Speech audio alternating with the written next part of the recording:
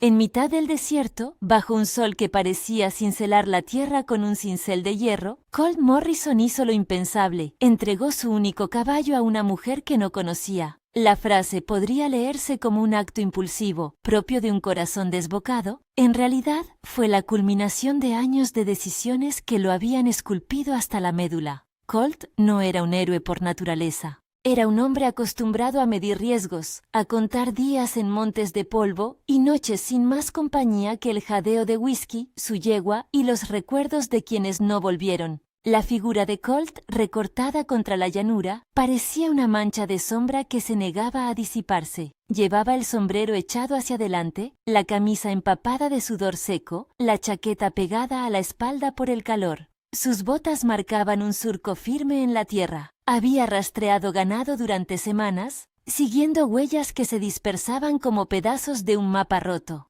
Aquella mañana, el aire olía a vida y a muerte. El olor metálico del sudor, el resoplido tenue de whisky, el humo lejano de algún rancho que intentaba apagar su propio destino. La encontró entre las rocas, medio oculta por un saliente. La respiración era un hilo, las manos ceñidas a la cadera, como si quisieran agarrar algo que ya no estaba allí. La piel de su rostro tenía la tonalidad de la tierra, con polvo incrustado en las pestañas. Sus cabellos oscuros se pegaban al cuello con la humedad de la fiebre. La mujer abrió los ojos con una lucidez que sorprendió a Colt. Ojos negros, profundos, que no pidieron lástima, sino comprensión. Junto a ella, un pequeño amuleto de cuero y plumas descansaba sobre su pecho, como si una vida completa hubiese quedado suspendida en un gesto. «Sena», murmuró ella cuando la voz de Colt llegó como el eco de una campana. «Sena». El nombre fue una espiga que atravesó algo en él. No sabía por qué, pero lo pronunció con delicadeza, como si nombrarla fuese un modo de sostenerla a flote. «Sena».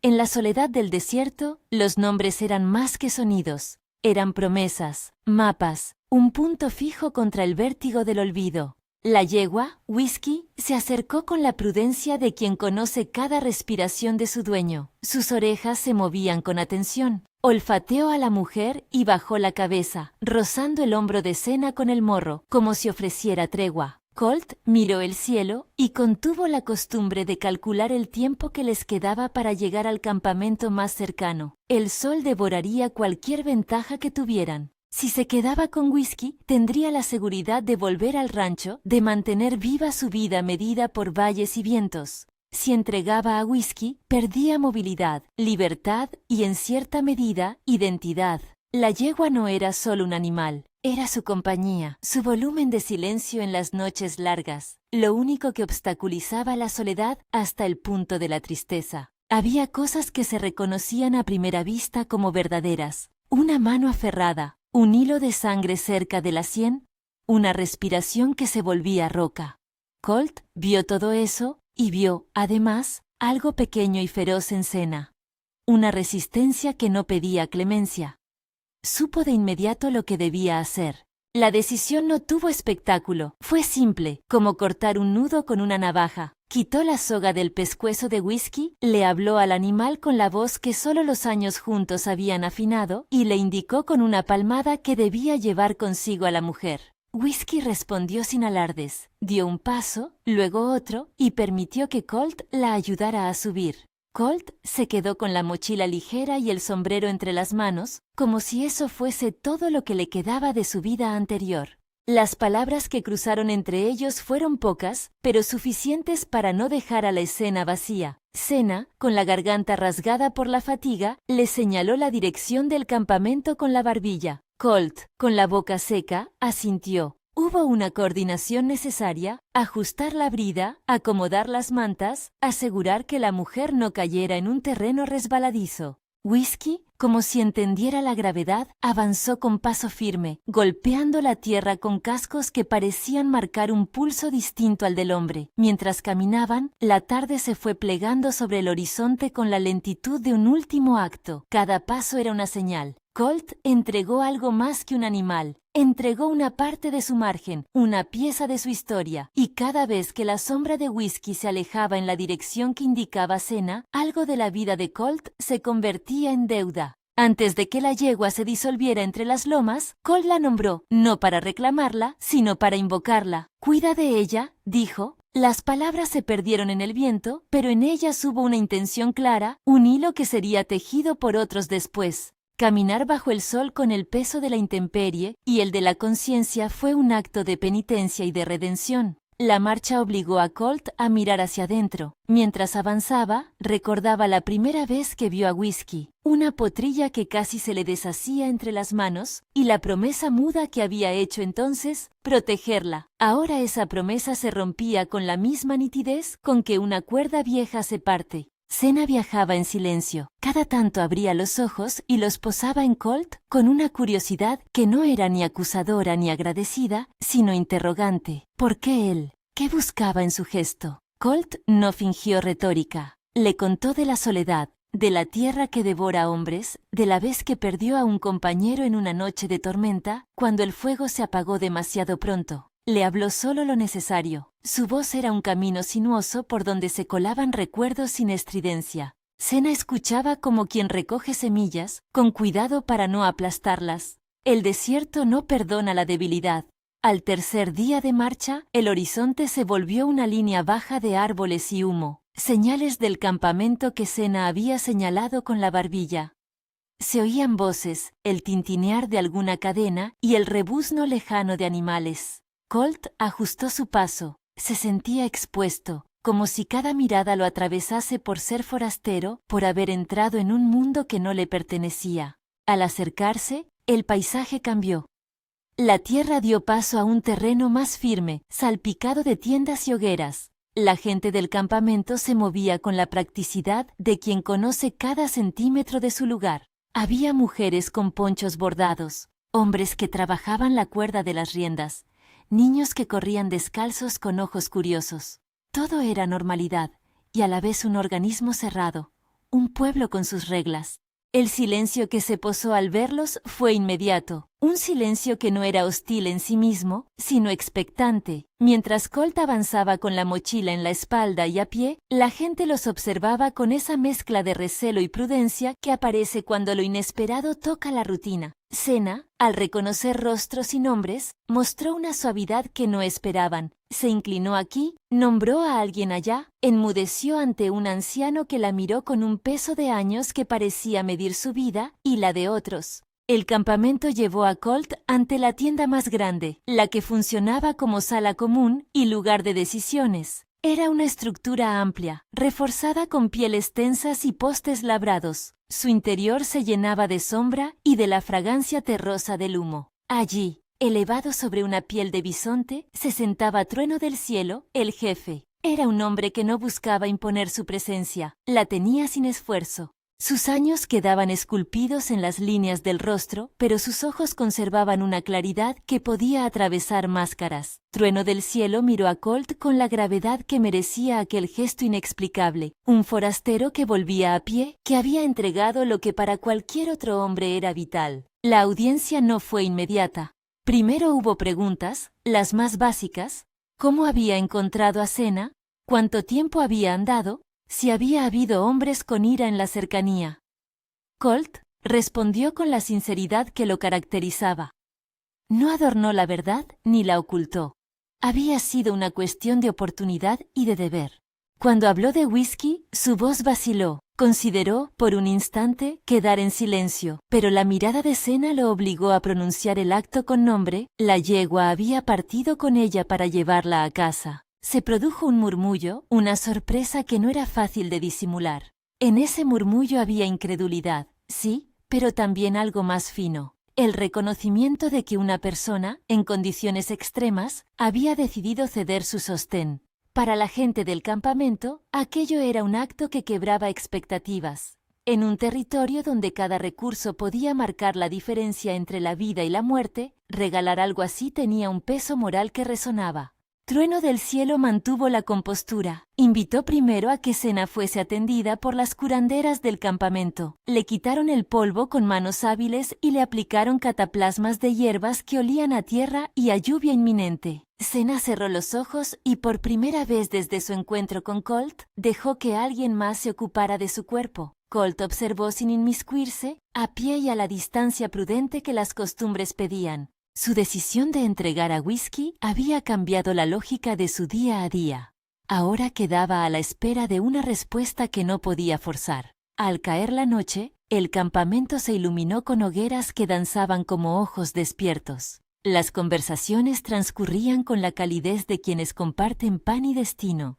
Algunos lo miraban con curiosidad, otros con una frialdad que no escondía la pregunta de fondo: ¿por qué ayudar a los nuestros?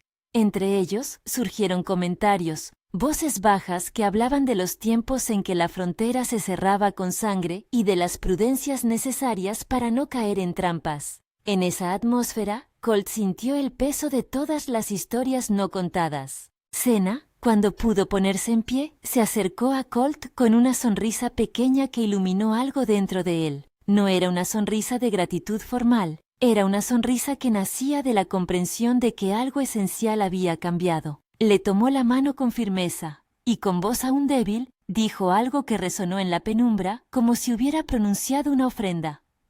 No podemos devolver lo que nos diste, pero el pueblo tiene otras maneras de honrar. Colt negó con la cabeza, no buscaba recompensa. Sin embargo, más allá de su negativa, la comunidad hizo lo suyo. Un anciano habló de la nobleza del gesto, una mujer, de los animales que serían necesarios para cultivar tierras que el rancho de Colt había abandonado. Trueno del Cielo convocó a una ceremonia sencilla, no para dar gracias a Colt en el sentido en que los blancos entienden las ceremonias, sino para reconocer que el acto de un forastero había alterado el equilibrio del lugar. La ceremonia no fue un espectáculo, fue una reunión de miradas y palabras, de silencios que pesaban. Algunas voces del rancho cercano y de los hombres que trabajaban piedras en los alrededores llegaron con retraso, traídas por mensajeros y por el rumor de la curiosidad. Entre ellos estaban Dutch Williams y Jack Dawson, hombres curtidos por el desierto, que miraban a Colt con una mezcla de incomprensión y resentimiento. No tardaron en formar opiniones que buscaban encajar el gesto de Colt en viejas categorías: imprudencia, estupidez, supuesta traición a su propia gente. Para ellos, la frontera tenía líneas claras. Los guisos de hospitalidad de la tribu eran trampas disfrazadas. El sheriff Ben Cooper apareció al amanecer siguiente, con botas limpias y una corrección que trataba de esconder la tensión que traía el cargo. Ben conocía a Colt desde hacía años. Habían compartido partidas de caza, discusiones sobre límites y alguna que otra noche de botellas. Su presencia aportó cierta calma. Preguntó menos sobre la entrega del caballo que sobre la salud de Sena. Cuando supo que ella estaba recibiendo cuidados, su semblante se aflojó, pero en su mirada se percibía la preocupación por lo que aquello podría significar para la paz en la región. La conversación con Trueno del Cielo fue breve y medida. El jefe no hablaba de la manera efusiva de quienes intentan convencer con frases. Sus palabras eran pocas, cada una gastada por la deliberación. Dijo que el gesto de Colt reflejaba un espíritu que debía ser reconocido, que la gente del campamento no era insensible a los sacrificios. Pero también habló de reciprocidad, de que los lazos que nacen en crisis deben sustentarse en actos que conviertan la deuda en alianza. Cuando por fin la primera luz del amanecer se posó sobre la llanura, los miembros del campamento se congregaron para revelar lo que Trueno del Cielo, con su gesto circunspecto, había preparado. Colt, que aún no se sentía cómodo en un lugar que le era ajeno, avanzó hacia la explanada con la curiosidad contenida como un nudo en la garganta. No sabía qué esperar. No tenía derecho a pedir nada. Solo sabía que algo grande se movía. Y entonces apareció la manada. 50 caballos puros y briosos llegaron como una ola de músculo y crines, sus pezuñas levantando nubes de polvo que brillaron con la luz del alba. Eran animales de pura sangre, de pelajes que iban del castaño al negro profundo, con ojos vibrantes como carbones. No fueron presentados como un trofeo vulgar.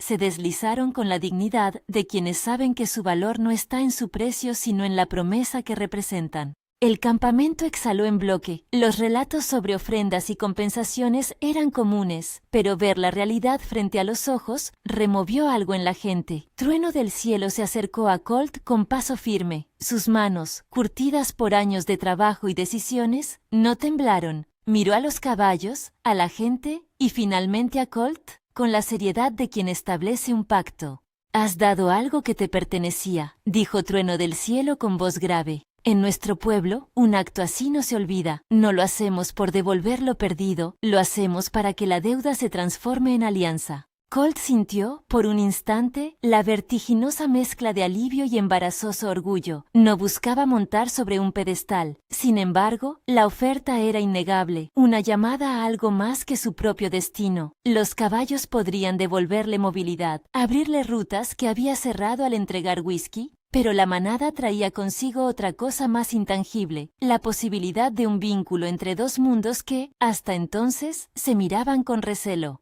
Fue en ese momento cuando las miradas se tensaron, como si una cuerda invisible hubiera sido tirada hasta volver a tensar el espacio entre ellos. Trueno del Cielo hizo una señal con la mano, y por un instante que pareció alargarse hasta el infinito, se detuvo. Entonces, con una lentitud que no era inercia sino intención, alzó un rifle. El gesto detuvo la respiración de todos. No fue un movimiento hecho al azar.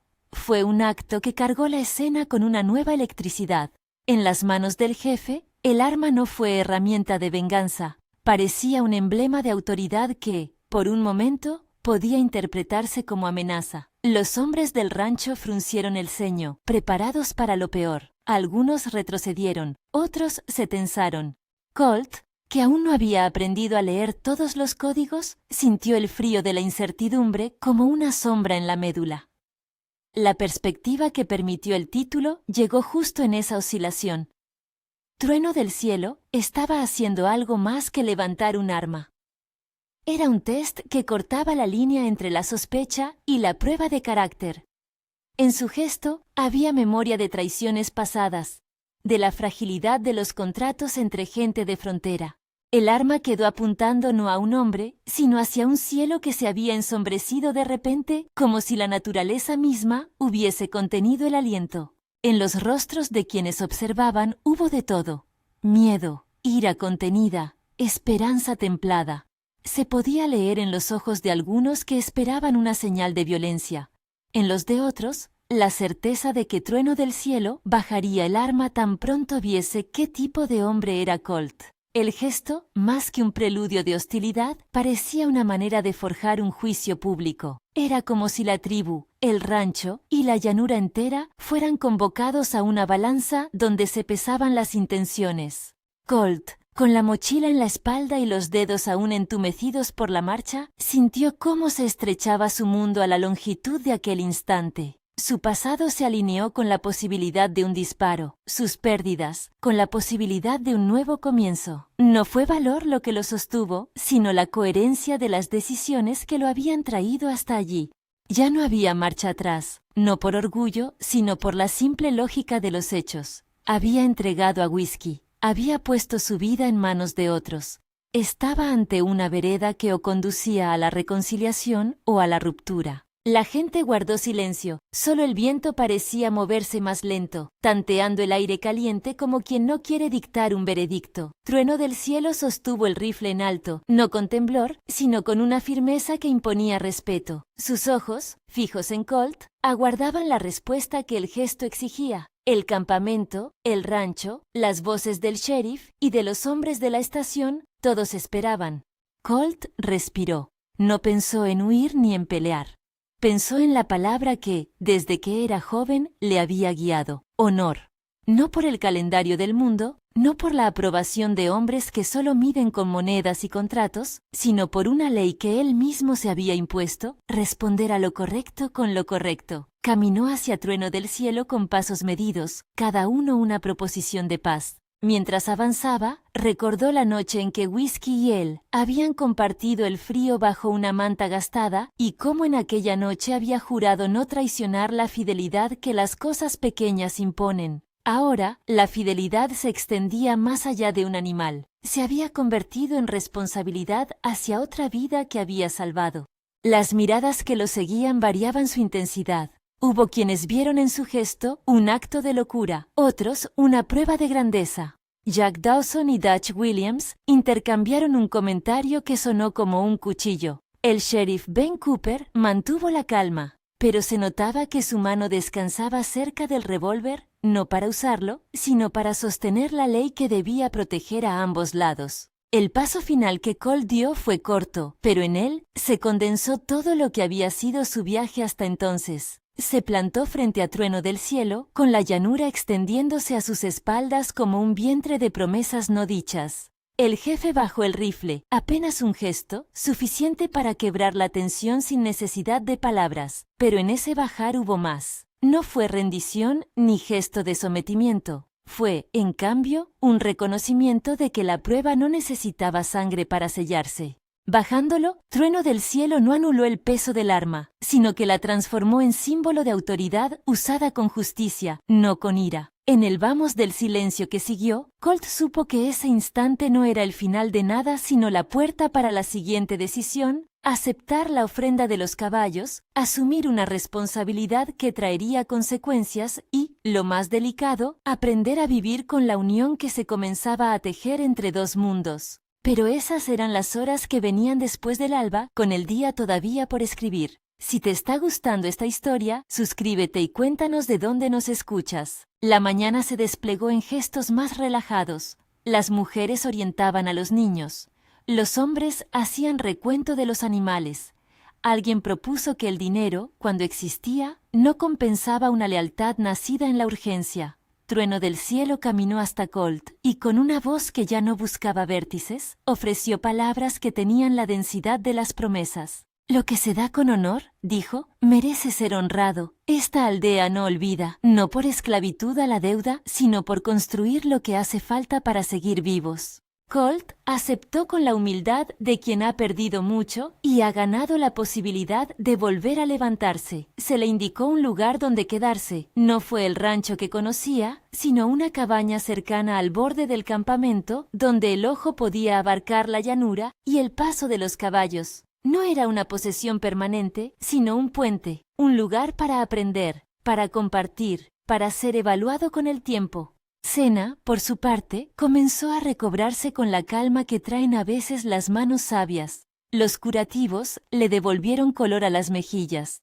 Sus palabras se hicieron más firmes. Con cada día, la relación entre ella y Colt se transformó de una gratitud contenida a una complicidad naciente. Compartían tareas, arreglar una cincha, comprobar las cerraduras, guiar a un potrillo hasta la agua fresca. En esos actos cotidianos, la intimidad se posó como una sombra que no llamaba la atención, pero que se hacía presente en la inclinación de cabezas y en la manera de pasar una manta sobre el fuego para que dos manos la compartieran. Aún así, no todo era calma. Las voces de la sospecha se hicieron oír en las tabernas del pueblo cercano. Los hombres del rancho se agrupaban en corrillos para deliberar sobre el sentido de la generosidad de Trueno del Cielo. Algunos buscaban razones prácticas. Si Colt estaba endeudado, quizá necesitaba crear una alianza para recuperar un rancho. Otros murmuraban algo que se parecía a la envidia. ¿Qué derecho tenía un forastero a recibir tanto? Jack Dawson se erguía como portavoz de esos recelos, y Dutch Williams, siempre presto a la bravuconada, no tardó en llevar la disputa a una línea que olía a conflicto.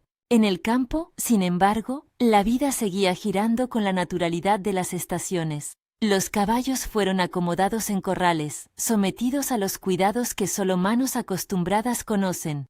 Los pies desherrados se limpiaron, las crines se cepillaron, las bocas se revisaron.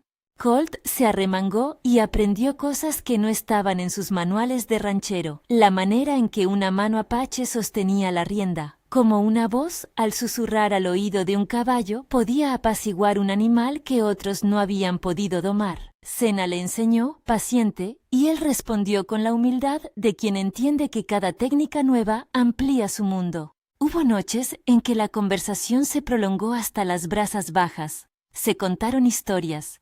La infancia de Sena, su aprendizaje con curanderas, la juventud de Colt, marcada por la ausencia de un hermano. Colt confesó el nombre del hombre que había perdido en la tormenta que, tiempo atrás, cerró una jornada de caza con lágrimas y silencio. Senna habló de su padre, de caballos que corrían libres hasta el horizonte y de la memoria que ellos representaban. Esas confidencias no fueron un espectáculo, surgieron de la materia con la que se forman las relaciones, experiencias compartidas, pérdidas aceptadas, risas débiles que nacen cuando el miedo queda a un lado. Mientras tanto, el rumor de la manada llegó a oídos de los rancheros y a las orejas del sheriff. Ben Cooper, preocupado por la posibilidad de un choque, trató de mediar. Habló con Colt en la cabaña, midiendo cada palabra como quien coloca piedras en un muro común. Le explicó que no todos verían el regalo como un puente. Algunos lo verían como un motivo para afilar cuchillos. Colt escuchó, y sin negar la realidad, respondió que no había vuelto para ganar elogios, sino para hacer lo que debía. La calma del sheriff se mezcló con la certeza de que la violencia podía prenderse con la facilidad de una chispa en heno seco. El tiempo, en el campamento, se volvió una sucesión de pequeñas pruebas que medirían la fortaleza de la alianza naciente. El gesto del rifle había sido la clavija que marcó la llegada de la tensión, pero no la única. Había miradas, comentarios a media voz, niños que preguntaban por qué un hombre blanco se había convertido en huésped de su pueblo. El desafío era transformar curiosidad y recelo en convivencia práctica. Colt se entregó a la tarea con la obstinación de los que saben que la lealtad se gana en actos más que en palabras. Enseñó a domar potros con métodos que aprendió en los años. Senna mostró maneras de preparar medicamentos para caballos que mitigaban dolores y larvas. Juntos, no sin tropiezos ni desacuerdos, comenzaron una coreografía de aprendizaje y corrección. El rancho y la llanura se acercaban con la lentitud de los contagios buenos, pero el cielo, que pocas veces calla su voluntad, empezó a dar señales que no admitían retraso. El horizonte se adensó, las nubes se formaron en una pared avanzada, y el viento, ese viejo traidor, cambió su rumbo. Fue entonces cuando la gente del campamento y la de los ranchos comenzaron a mirar al cielo con una inquietud que no distinguía raza. Porque la naturaleza no tiene memoria de hombres. Cuando decide arremeter, lo hace con el ímpetu de un juez que no escucha súplicas. La noche anterior a la tormenta llegó con una calma extraña, como esa respiración que precede a un terremoto. Los animales percibieron la electricidad en el aire y se inquietaron. Las hogueras parpadearon más intensas y las conversaciones se detuvieron con facilidad. Trueno del Cielo reunió a algunos hombres para discutir rutas de soporte, para prever refugios. Colt se ofreció a patrullar los accesos y a comprobar alambradas. La posibilidad de calamidad hacía que las músicas de la vida cotidiana se transformaran en trabajos objetivos. Salvar lo que pudiera salvarse, asegurar las provisiones, coordinar a quienes tendrían que guiar a los más vulnerables hasta lugares seguros. Había quienes no creyeron que la tormenta sería tan severa, había quienes, aun con la petición de Trueno del Cielo y el sheriff, siguieron con su rutina como si la llanura les hubiera dado inmunidad. Pero las señales no fallaron. Al amanecer, el cielo se volvió una pared de arena. El viento subió con la determinación de un látigo, y mientras la llanura se encendía en luz que parecía venir de otra esfera, las dos comunidades se encontraron de nuevo ante la necesidad. El primer latido de la tormenta llegó como un zarpazo de viento que no preguntó por fronteras ni por lealtades. La luz cambió. El sol, que hasta hacía un suspiro gobernaba sin discusión, se escondió tras un paño gris cargado de promesas y amenaza. El polvo se levantó en cortinas que azotaban las tiendas, y los caballos, que habían pasado la tarde masticando hierba con la indiferencia de los animales que no saben de políticas, encabritaron un instante y volvieron a pastar, como si el instinto quisiera calmar con rutina la inflación del peligro. Trueno del Cielo caminó entre la gente con la misma calma que lo había caracterizado siempre, pero sus ojos se movían como un hombre que lee mapas en el aire. Observaba los puestos, las telas, las provisiones y anotaba mentalmente lo que debía moverse para resistir. Colt y Senna se cruzaron con él. El entendimiento entre los tres ya había adquirido la gravedad de las obligaciones compartidas. No hicieron promesas grandilocuentes. Se intercambiaron órdenes cortas, nombres de refugios posibles, quienes podían cargar qué. Era la manera práctica de la providencia. Mucho menos fe y mucho más manos. La primera jornada fue un desfile de precauciones. Las mujeres recogieron en silencio cuencos de barro y ataron mantas con dedos expertos. Los hombres aseguraron los animales con sogas redundantes, reforzaron postes, apartaron los potes de aceite y la leña que podía encenderse en un soplo. Los niños, que nunca habían visto al cielo volverse de esa manera, fueron llevados a los lugares más bajos, envueltos en mantas y en historias que les hablaban de antiguos temporales, de un aprendizaje que se repetía cada cierto ciclo. La unidad entre campamento y rancho comenzó a formarse no por decreto, sino por acción. Había una necesidad que obligaba a todos a moverse en el mismo compás. Cuando el viento arremetió de verdad, llegó con una violencia que no perdonó la indecisión. La llanura se convirtió en una muralla de arena y lluvia oblicua. La visibilidad cayó hasta la medida de un paso. Los techos de lona aullaron como bocas grandes. Cerca de la línea del rancho, un granero mal asegurado empezó a quejarse con gemidos de madera. Desde la cabaña donde Colt había empezado a asentarse, Ben Cooper emergió con el semblante tenso. Su autoridad se expresó en órdenes claras. Había que llevar a los ancianos y a los niños a la cueva que Trueno del Cielo había señalado como refugio seguro. Había que guiar a los caballos jóvenes a corrales protegidos. Había que buscar a los que estaban en el campo todavía. Colt y Sena se lanzaron a la tarea con la misma intensidad con la que hacen los hombres y mujeres que saben que el tiempo no espera. Cabalgando contracorriente, esforzando cada músculo del cuerpo, recorrieron alambradas y barrancos para avisar a familias que aún trabajaban la tierra y no habían escuchado. En uno de esos atajos, encontraron a una pareja mayor sujetando un carro volcado, los ojos llenos de barro y miedo. Sena, con manos rápidas y firmes, sujetó la cuerda del eje mientras Colt levantaba la rueda con la ayuda de un joven. No hubo ceremonia en ese rescate, solo un gesto que sería contado después como ejemplo. En otra vertiente, Dutch y Jack, que habían pasado los días murmurando sobre posibles traiciones, se encontraron en mitad del vendaval empujando una cría de caballo hacia un corral. Sus manos, acostumbradas a sostener hachas y a medir distancias, se conmovieron en la misma frecuencia de quien salva la vida de un animal. Fue un momento pequeño pero significativo, donde había fervor de recelo, surgía la posibilidad de arrepentimiento práctico. Nadie pidió perdón con palabras. La reparación se hizo con actos. El peligro mayor no venía solo del aire. Las ramblas, esas venas secas que en calma son caminos, se convirtieron en ríos furiosos que arrastraban cercas, gavillas, restos de madera. En la ladera que separaba el rancho del campamento, una familia quedó atrapada cuando el arroyo, en soberbia, cortó su único acceso. Colt, al verlo, no vaciló, dejó su caballo atado y bajó por la pendiente, ayudado por Sena que ató una cuerda en torno a su cintura como quien ata un juramento. Con manos encallecidas y golpes de agua que parecían martillos, lograron izar a la madre y al niño hacia la orilla segura. El niño, con la cara descubierta por el miedo, se abrazó a Colt con la fuerza de quien reconoce a un salvador nuevo y extraño.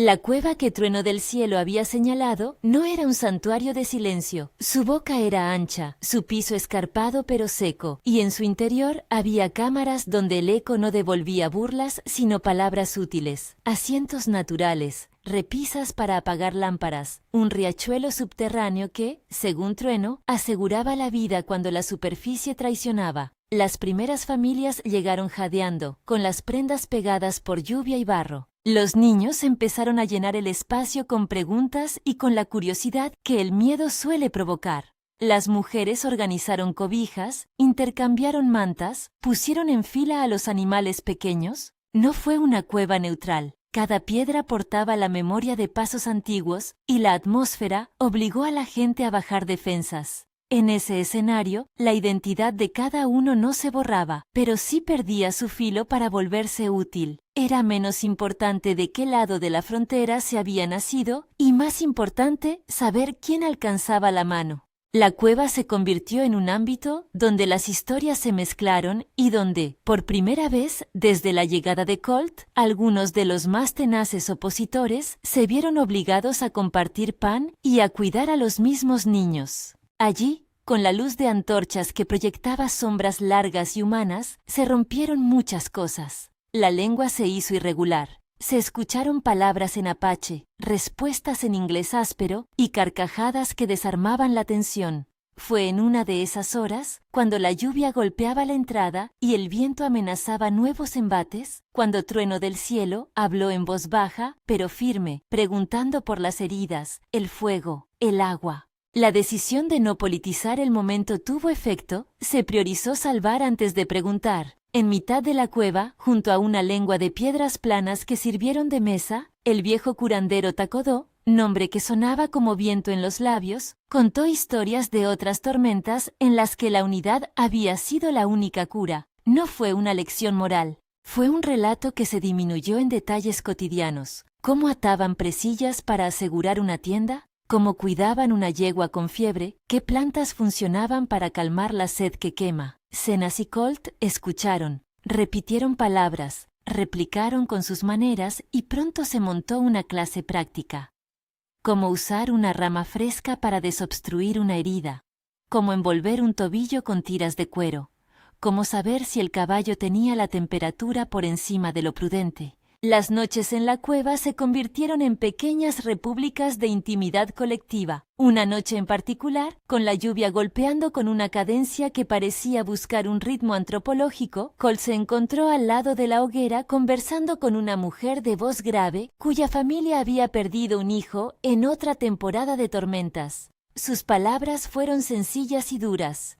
Hemos aprendido a no contar la lluvia como enemiga. Nos cuestiona, nos selecciona. Colt respondió con la modestia de quien aprende en la propia carne. Habló de la pérdida de su hermano, de cómo la culpabilidad le había pesado más que el frío. Zena, sentada un poco apartada, tejía una venda mientras escuchaba, y su mirada, cuando se posó en Colt, fue la promesa de alguien que entiende el peso del pasado sin hacerlo bandera. En la tercera noche, cuando el temporal amainó lo suficiente como para que la llanura dejara de gemir, empezó una conversación de un tono distinto, la de la responsabilidad pública. Trueno del Cielo reunió a los representantes del rancho y del campamento en la entrada, ahora húmeda y con el aire cargado de un perfume a tierra húmeda que lo volvía todo nuevo. No fue ceremonia, sino trabajo común. El jefe habló. Había que reparar los corrales próximos. Había que reconstruir la cubierta del granero. Había que trazar un plan que evitase que en la próxima temporada la muralla de tierra aprovechase la ocasión para devastar. Ben Cooper, con su autoridad de ley, propuso una patrulla combinada que vigilaría los pasos y las rutas de riego. Dutch y Jack ofrecieron hombres para reforzar las alambradas. Takoda propuso trenzar sogas más fuertes con fibras que la tribu conocía y que el rancho desconocía. Los rostros antes tensos empezaron a mostrar una disposición que no sabían de dónde venía. La simple necesidad de sobrevivir y la eficacia de la colaboración.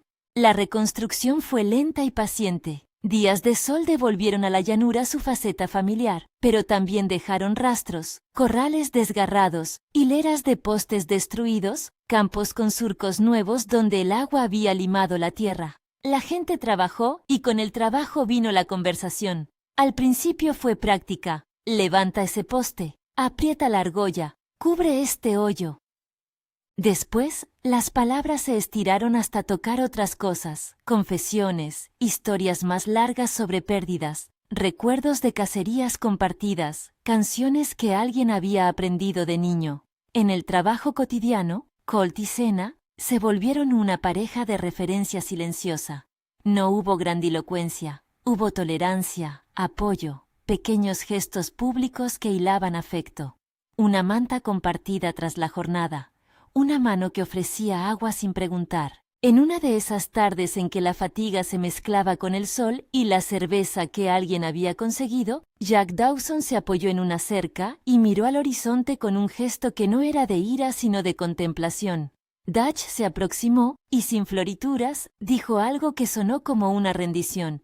No pensé que fueran capaces de esto. Jack, que había sido el más duro de todos, asintió sin palabras. Colt los miró sin resentimiento. No buscó revancha. Entendía que la frontera es un lugar que se ha hecho de rutinas violentas y malentendidos acumulados. Si algo debía cambiar, tendría que ser por persistencia, no por una sola acción heroica. En medio de todo ese trabajo, surgió una escena que se volvió emblemática. La de un potrillo asustado, encadenado a la curva de un árbol, con la pata enredada. Era la criatura de una mujer del rancho que se había negado a dejar al animal cuando la lluvia lo sorprendió. Sena, con manos invisiblemente suaves con los caballos, se acercó y le palpó la pierna.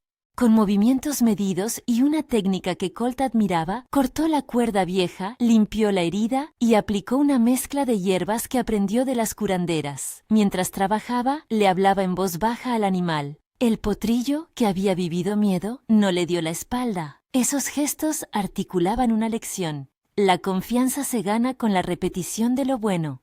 Con el tiempo, la manada que Trueno del Cielo había regalado dejó de ser un símbolo puesto en cuarentena y se convirtió en un elemento dinamizador de la economía local. Algunos caballos ayudaron en las labores, otros se convirtieron en sementales que hicieron posible una mejora genética en el ganado del rancho y en los potros del campamento. Hubo quien sugirió un mercado compartido, donde los excedentes se intercambiarían sin demasiadas preguntas y con mucho cuidado. Fue un proceso lento. Nadie quiso acelerar la confianza mediante transacciones que olían a compraventa de lealtad. Prefirieron, en cambio, labrar un camino con trabajo, con noches de aprendizaje junto al fuego, con remiendos en las riendas y manos que se acostumbraban a sostener juntas. La propuesta formal de alianza llegó cuando la llanura volvió a la calma y la gente ya no hablaba con la urgencia del miedo, sino con la claridad del deber. Trueno del Cielo y Ben Cooper, como representantes de sus mundos, acordaron convocar a una asamblea. No se trató de un tratado con cláusulas escritas, sino de una ceremonia pública de compromiso. Se designaron puntos de paso seguros,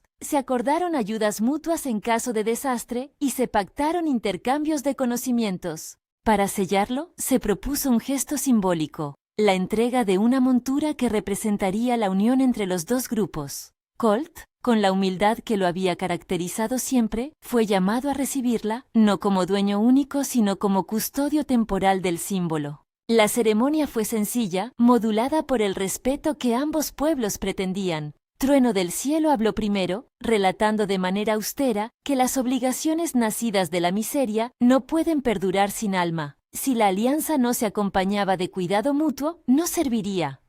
Ben Cooper, con palabras más administrativas, insistió en que la ley debía respetar la buena voluntad para que las disputas no se resolvieran con puñales. Colt, en su breve intervención, admitió que había dado lo que pudo y que ahora comprendía hasta qué punto un acto puede crear una responsabilidad. Al terminar, se colocó la montura sobre el cuello de un caballo viejo que había pertenecido a la comunidad y la ató con la misma cuerda que unía a dos mundos.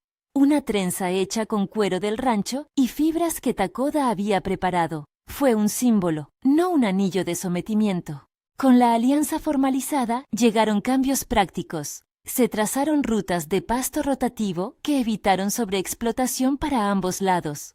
Se acordó que la curandería tribal ayudaría con remedios veterinarios y que los hombres de rancho enseñarían técnicas de cerca reforzada para soportar tempestades. Los intercambios no fueron unidireccionales. La humedad del aprendizaje fue palpable y sana. Colt aprendió nuevas técnicas de herrado y Sena entendió la paciencia del arado. En el día a día, los lazos se volvieron menos extraordinarios y más habituales. El desenlace de aquello que empezó con un rescate y una entrega culminó en una celebración que no buscaba glamour, era más bien una afirmación comunitaria. La boda entre Colt y Sena se organizó como un acto colectivo que combinó costumbres respetadas por ambos mundos, símbolos simples, música y alimento compartido. No hubo apropiación de rituales sagrados ni espectáculo. Se trató de una mezcla honesta. Trueno del Cielo permitió que la ceremonia incluyera palabras tradicionales de su gente que hablaban de caminar juntos, no de dominar. Ben Cooper pronunció una bendición sencilla que mencionó la ley y la buena vecindad. El sheriff habló del valor de la convivencia y de que la justicia se apoya en la fuerza de quienes aceptan cuidar a los demás. El momento de los votos fue íntimo. Colt, frente a Senna, no prometió riquezas ni milagros, prometió constancia, trabajo y lealtad. Dijo, con la voz que se le vertía en la garganta, que lo que había comenzado como un acto aislado se convertiría en un deber que aceptaba con humildad. Senna, por su parte, habló de su pueblo y de la apertura de su corazón. No hizo promesas grandilocuentes, sino compromisos prácticos. Enseñar lo que sabía sobre los caballos, asistir en las curaciones y ser un puente honorable entre su gente y la de Colt. No fue una coronación de amor romántico al uso, fue una declaración de que dos vidas, en unión, podían sostener a muchos más. La fiesta que siguió fue sobria y alegre. Hubo danzas que mezclaban pasos nuevas y viejas, canciones en lengua apache y en inglés, platos que compartieron sabores de ambos mundos. Los niños corrieron, los ancianos se sonrieron, y por un momento la llanura pareció contener la respiración de quien acaba de ver nacer un intento de otra forma de convivir.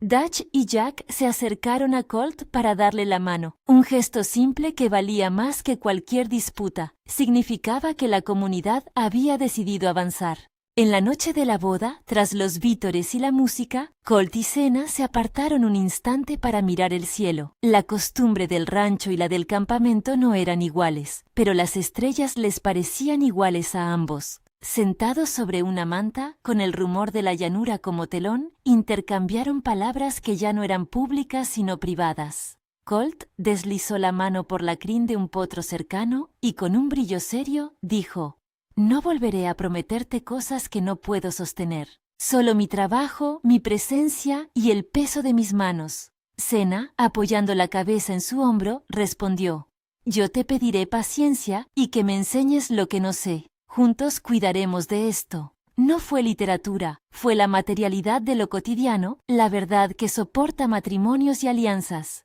Con los meses siguientes llegó la normalidad más productiva. Las estaciones dejaron que el campo respirara y la gente ajustó sus calendarios a la nueva cooperación. Los corrales se fortalecieron, se abrieron pequeñas rutas comerciales entre puntos que antes se evitaban. Algunos niños aprendieron lenguas combinadas de juegos que no llevarían notas de frontera, sino de amistad. El rancho recuperó productividad y el campamento ganó recursos para mejorar su almacenamiento de granos. Los dos compartieron más que trabajo, intercambiaron confianza. En ese proceso, los antagonismos no desaparecieron por encanto. Algunas familias antiguas guardaron recelos que tardaron tiempo en ablandarse. Jack Dawson, que había sido voz crítica, aceptó finalmente ofrecer parte de su terreno para una escuela rudimentaria donde se enseñaría desde lectura hasta técnicas de curación. Lo hizo sin discursos, solo con trabajo. Dutch, que hablaba menos pero actuaba mucho, coordinaría la caballeriza que serviría tanto al rancho como al campamento.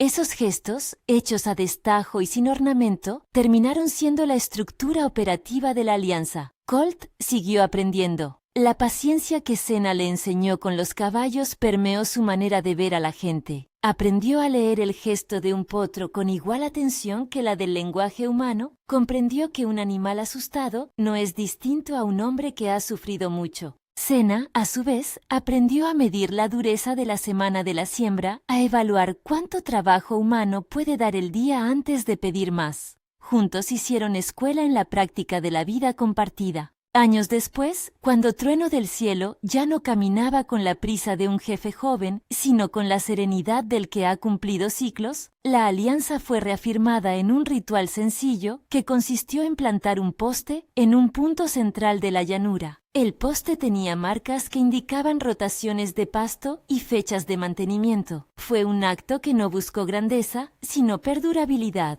En la marca final, Trueno del Cielo talló una línea breve: «Lo que une, cuídalo», frase que más tarde serviría como refrán entre los niños de ambos orígenes. En el epílogo, cuando la vida ya no tenía la urgencia de las primeras semanas, Colt y Senna miraron una vez más la llanura desde la colina donde, en otra época, Colt solía sentarse a pensar.